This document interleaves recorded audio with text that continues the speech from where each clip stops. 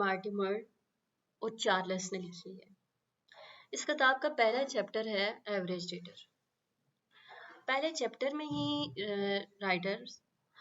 Readers کو دو categories میں divide کر دیتے ہیں، ایک ایوریج ریڈر اور دوسرے گڈ ریڈر۔ ایوریج ریڈر کسی چیز کو پڑھتے ہیں صرف معلومات لینے کے لیے اور صرف انٹرٹینمنٹ کے لیے، جبکہ جو اچھے ریڈر ہیں وہ کوئی نیا آئیڈیا لینے کے لیے، اب مطلب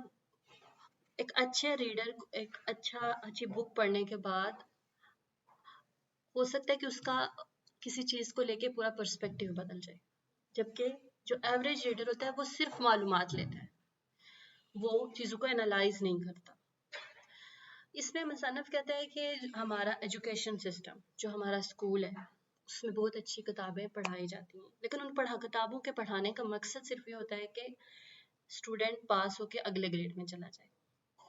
اور اس کا یہ مقصد نہیں ہوتا کہ اسٹوڈنٹ اس سے کچھ نیا سیکھے، اور نہ ہی اسٹوڈنٹ کوشش کرتے ہیں کہ وہ کچھ نیا سیکھ سکے۔ جیسے کہ وہ اپنی مثال دیتا ہے،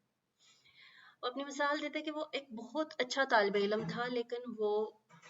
جب اس نے بہت زیادہ اچھی کتابیں پڑھی، لیکن جب وہ ٹیچنگ فیلڈ میں دوبارہ آیا اور انہی کتابوں کو اس نے دوبارہ پڑھا، تب اسے یہ اندازہ ہوا کہ جو پہلی دفعہ اس نے پڑھا وہ صرف اس نے معلومات لی اور پاس ہونے کے لیے پڑھا، ٹھیک ہے، جبکہ اب وہ جو پڑھ رہا ہے اب اسے سمجھ آ رہی ہے،